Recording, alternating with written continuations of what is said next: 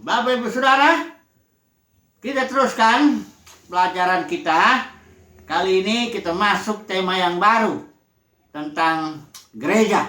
Ya, ini satu tema yang sangat penting. Mengapa demikian? Karena Tuhan Yesus sendiri bilang, "Aku akan mendirikan gerejaku." Nah nih, jadi kalau Tuhan Yesus sudah ngomong dia mau mendirikan gereja, tak ada orang yang bisa netral. Yang dipanggil, dipilih Tuhan tidak bisa netral dengan gereja. Harus cari tahu ini apa maksudnya. Karena Yesus nggak bangun gedung, dia nggak bangun ritual, dia nggak bangun organisasi, dia nggak bangun sinode, dia nggak bangun denominasi, dia nggak bangun yang macam-macam itulah. Dia membangun gereja. Itu sebabnya kita yang mau berjalan bersama dengan Tuhan harus ingin tahu apa maksudnya gereja ini, karena sudah banyak orang mendefinisikan gereja itu sehingga mengacaukan permasalahannya ya. Yang jelas gereja itu sudah jatuh, itu udah pasti. Kalau kita lihat Kisah Para Rasul, satu kali aja orang baca dari pasal 1 sampai pasal 28 udah langsung tahu bahwa gereja yang sekarang ini dengan yang di Kisah Para Rasul udah jauh sekali bedanya ya, jauh sekali. Di Kisah Para Rasul gereja menjadi saksi. Oleh sebab apa? Oleh sebab pencurahan Roh Kudus. Roh Kuduslah yang memberikan energi. Kamu akan menerima kuasa, dunamis artinya energi. Suatu kemampuan untuk melakukan usaha, untuk menjadi saksi yang berani beritakan firman, saksi yang hidup, menjungkir balikan dunia. Kira-kira begitulah ya. Jadi ada beberapa dulu ya, kita lihat. Yang pertama, gereja sudah jatuh. Supaya nanti kita, ini sessionnya nih, karena ini dari Kejadian sampai Wahyu isi gereja ini ya. Jadi sessionnya ya mungkin beberapa session lah ya. Kalau saya bisa bikin 7 ya 7 session, atau bisa diperas lebih sedikit lagi. Yang kedua masalahnya adalah, ini saya mulai pendahuluan dengan permasalahan ya. Ada banyak pembiaran oleh para pemimpin, khususnya pemimpin denominasi tentunya. Ya dibiarkan aja, mereka bilang kami gereja ya. Sehingga umat Tuhan jadi ya, oh ini gereja. Ada yang bahkan berpikir, oh gedungnya ini, oh gereja ini. Ya, pembiaran. Nah kita umat pilihan Tuhan nggak boleh ya membiarkan saja, karena sekali lagi bilang Yesus, aku akan mendirikan gerejaku, dan barang siapa yang mau bersama dengan Yesus, kerjasama lah ya dengan Yesus, harus bangun gereja. Kalau saudara dan saya nggak bangun gereja, itu nggak bersama dengan Yesus itu ya. Jadi ada pembiaran dari para pemimpin ini ya mengenai gereja ini. Ketiga, ada lagi suatu konsep yang menurut saya dari para teolog ini ya, yang menurut saya justru membenarkan kondisi sekarang ini, kondisi denominasi, kondisi perpecahan. Konsepnya begini, gereja itu katanya ada invisible, ada visible. Visible itu artinya yang kelihatan. Ya kayak Presbyterian, Baptis, ya ini itu yang kelihatan tuh, visible yang kelihatan. Ya, yang invisible katanya yang semua anak Tuhan yang sudah lahir baru, kira-kira begitulah ya. Ini konsep gereja seperti ini, suatu pembenaran diri agar para pemimpin, para denominasi nggak salah, ya kan? Karena kami ini visible church, walaupun tampilnya bisa di bentuknya Katolik, bentuknya Presbyterian, Baptis, Pentakosta, macam-macam. Kami visible. Yang invisible-nya Tuhanlah yang tahu katanya. Ini pembenaran. Padahal kita sudah bilang bahwa denominasi itu salah. Nanti kita lihat lah ya. Kacau ini. Ya. Udah salah, udah gak bertobat. Jadi ajaran ini lebih repot membenerinnya ini. Dan memang gak benar-benar sampai penghakiman Tuhan datang untuk denominasi ini. Karena kalau orang melakukan praktek yang salah, asal jangan jadi ajaran, masih gampang dibenerin. Kalau dia bikin praktek yang salah ya. Tapi kalau praktek itu sudah jadi ajaran, wah ini lebih susah. susah lagi. Kayak Nikolaus, Bileam, Isabel itu udah jadi ajaran, bukan lagi praktek, ya. Nah, jadi visible and invisible church itu adalah ajaran akal-akalannya para teolog untuk membenarkan diri atas keadaan gereja yang sudah hancur pecah belah seperti ini, ya. Sama itu seperti pengakuan iman. Yesus menderita di bawah pemerintahan Pontius Pilatus. Itu akal-akalan juga itu. Supaya menutupi siapa mastermind-nya, siapa pembunuh Yesus itu. Pembunuh Yesus adalah dunia keagamaan di zamannya itu, yaitu Yudaisme. Dan di saat ini pun dunia keagamaan sama. Kalau kita pengkhotbah bilang nggak ada yang baru lah. Dunia keagamaan sekarang juga membunuh Yesus. Tentu membunuh roh pemberi hidup yang bukan Yesus secara jasmani. Kemudian yang keempat. Ini permasalahannya dulu. Umat pilihan Tuhan tidak boleh diam soal gereja ini. Nggak bisa netral, saya bilang tadi. Karena Yesus datang, Matius 16 sampai Matius 18 tuh. Itulah istilah gereja pertama itu. Di dalam kitab Injil. Yesus bilang, aku akan mendirikan gerejaku. Wah, ini enggak. Siapa yang mau mengikuti Yesus ya sudah harus membangun gereja. Seperti yang dimaksud Yesus. Jadi umat pilihan Tuhan tidak boleh diam, ya. Jangan takut dengan dunia keagamaan gereja yang sudah jatuh ini. Harus bicara, bukan mulut. Karena kita ini saksi. Saksi itu kuncinya bukan mulut. Tapi juga ya tentu karena mengalami dalam hati. Karena ada energi roh dalam hati. Bukan mulut. Katakan itu, ya. Yang mana gereja, yang mana bukan. Karena Yesus bangun gereja, bukan yang lain. Jadi umat pilihan Tuhan jangan diam, itu intinya lah, ya. Kalau saksi bisu ini, bukan saksi itu namanya kalau udah bisu. Ya. Oke. Kemudian satu lagi ya, permasalahannya Alkitab ini, ya, dari Kejadian sampai Wahyu itu memang sebenarnya bicara gereja. Walaupun bukan itu nanti saya lihat. Ada beberapa orang yang berpikir Alkitab ini hanya mewahyukan Kristus dan gereja. Iya betul, tapi menurut saya nggak lengkap. Karena dibilang di dalam kitab Kejadian, Adam sebagai simbol Kristus, Hawa simbol gereja tentunya ya.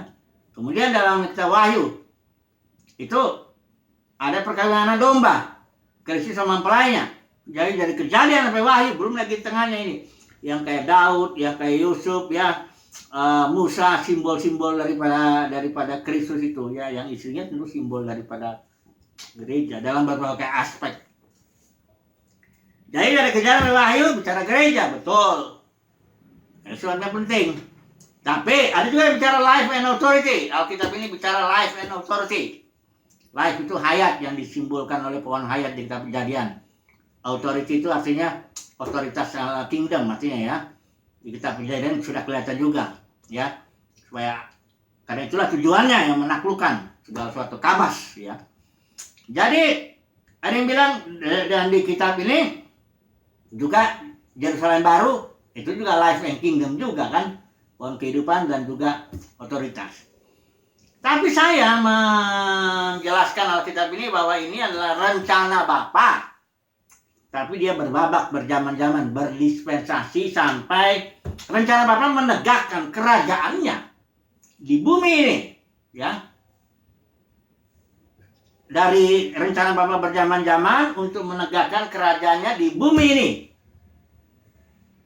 Untuk apa kerajaannya itu? Menaklukkan segala sesuatu sampai Bapa menjadi semua dalam semua. Itu kira-kira definisi atau apa namanya? Isi Alkitab. Kalau menurut saya ya. Jadi kingdom itu tetap tema utama lebih ya. Tapi kingdom ini ada di dalam gereja. Ya, gereja ini orang ya, udah harus dipahami itu apa pemahaman dasar itu. Jangan lagi nanti orang menganggap gereja itu gedung. Aduh, gereja itu denominasi atau organisasi atau ini udah terlalu jauh lah ya. Walaupun nanti kita singgung-singgung, tapi setidaknya kita sudah ada pemahaman lah. Gereja itu orang ya, orang yang dipanggil ya. Dan di dalam orang-orang itu terkandunglah kingdom. Karena kita bilang the kingdom of God is within you. You-nya ini adalah sebenarnya semua orang. Tapi kan efek daripada kerajaan surga itu hanya berlaku bagi orang yang percaya, orang yang terpanggil. Itulah gereja. Nah, kalau gerejanya hancur, maka manifestasi kerajaan surganya juga hancur juga. Tapi kalau gerejanya strong, kuat, nah manifestasi kerajaan surganya juga kuat.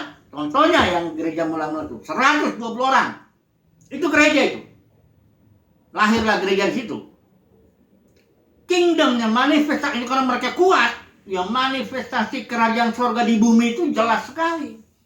Terjadi firman dipermuliakan, kesembuhan, mujizat sebagaimana dijungkir balikanlah dunia itu di dalam 200 tahun. Dunia yang dikenal waktu itu jungkir balik gara-gara manifestasi kerajaan surga yang ada di dalam gereja. Ingat ya, kingdom ada di dalam gereja. Dan gereja tugasnya yang memanifestasikan itu. Nanti kita lihat lah ya. Baik, saya memulai pembukaan ini dengan gambar besarnya lah dulu. Kalau mempelajari sesuatu itu jangan langsung masuk ke detail-detailnya ya. Ini kayak Musa itu dan segala peralatannya itu pun simbol dari gereja itu. Kalau detail-detailnya udah kita ribet mempelajarinya ya, nanti kita nggak melihat gambar besarnya. Jadi hari ini saya mau coba memberikan kepada Bapak Ibu Saudara gambar besar daripada rencana Bapak itu. Mulai dari kejadian nanti, jadi makanya ada 3 poin yang saya mau bagikan mengenai Adam dan Hawa. Ini dengan cepat ya. Adam dan Hawa, kemudian kita akan lagi melihat perempuan yang di Wahyu pasal 12 itu yang simbol gereja, dan juga yang di Wahyu pasal 17. Dan yang nanti yang poin yang ketiga kita akan bicara perkawinan anak domba. Tapi ini dengan cepat ya, supaya yang penting kita lihat dulu, oh gitu loh. Nah, baru nanti kita masuk ke detail-detailnya. Itulah kira-kira kalau mempelajari sesuatu ya. Lihat dulu gambar besarnya, oh ya, baru kita masuk nanti ke detail-detailnya. Oke, yang pertama kita masuk Adam dan Hawa dulu. Dalam Roma pasal 5 ayat 14 itu dibilang Adam itu tupos, istilah Yunaninya tupos itu tipe atau gambar atau kopi atau image atau pattern atau model daripada Kristus, dia yang akan datang. Jadi Adam itu diciptakan Tuhan, itu model, tipe, ya, gambar, ya, pola yang nanti akan datang itu, ya, Yesus. Jadi kalau Adam itu tipe, simbol, gambar dan daripada Kristus itu yang akan datang, maka mempelainya Hawa itu pasti tipe juga, atau simbol, atau model, atau gambar, kopi daripada gereja. Ya, jadi kita bisa banyak bicara tentang Adam dan Hawa di itu gereja itu, tipe gereja, Hawa itu tipe gereja itu, ya. Tapi kita batasi kayak yang saya bilang tadi kan, kita cepat dulu, kita lihat dulu ya. Yang jelas, satu poin dulu kita ambil, bahwa Hawa itu berasal dari Adam, gitu. Adam disuruh Hawa tadi kan diciptakan dulu Adam kan? Di dalam Adam itu, Hawa itu di dalam Adam. Satu manusia itu. Terus Tuhan bilang nggak baik kalau manusia itu seorang diri saja. Itu kalimat bisa saya terapkan juga. Nggak baik kalau Yesus Kristus itu seorang diri saja. Harus ada penolongnya. Aku akan menjadikan penolong, tapi ingat, yang sepadan. Kalau denominasi udah nggak sepadan, udah nggak cocok. Bukan itu kok yang Yesus mau bangun. Ya, hati-hati juga. Yang sepadan. Ya. Jadi Hawa itu berasal dari Adam. Itu ada yang bilang itu tulang rusuk tulangnya. Enggak, sebenarnya istilahnya Ibrani itu harus diterjemahkan chamber atau ruangan atau suatu bagian. Jadi dalam Adam itu ada bagian male-nya, laki-laki maskulinnya, ada bagian feminin. Ya. Ada bagian female-nya di dalam Adam. yang bagian female-nya ini yang diambil. Ya, dan Tuhan bangunlah Hawa. Nah, jadi Hawa berasal dari Adam bukan secara jasmani, tulangnya itu bukan gitu, tulang rusuk. Makanya orang sering ngomong tulang rusuk.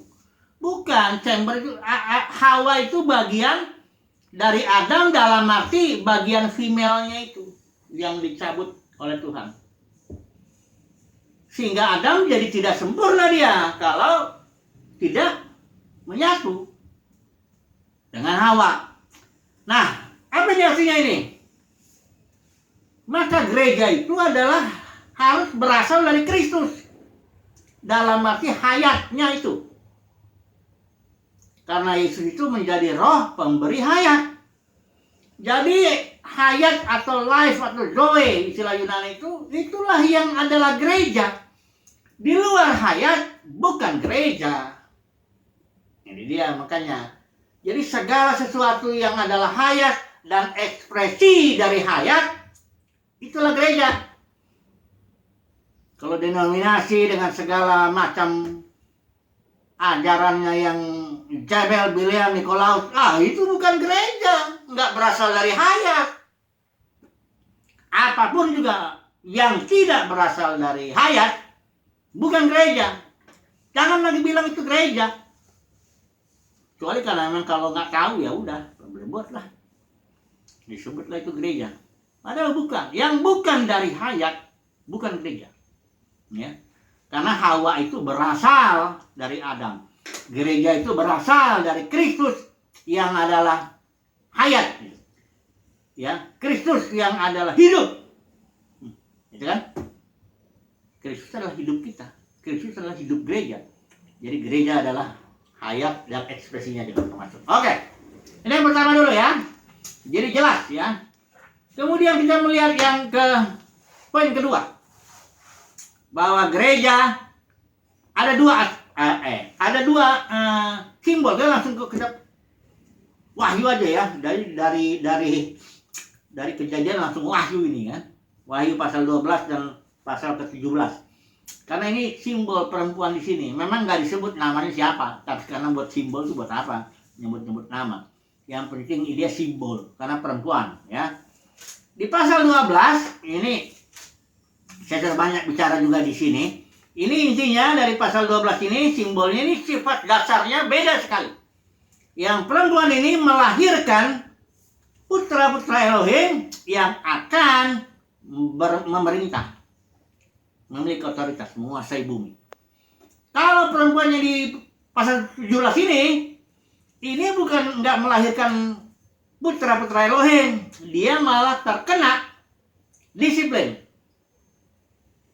17-18 itu disiplin Tuhan, ya. Ini sifat dasarnya yang beda itu ya.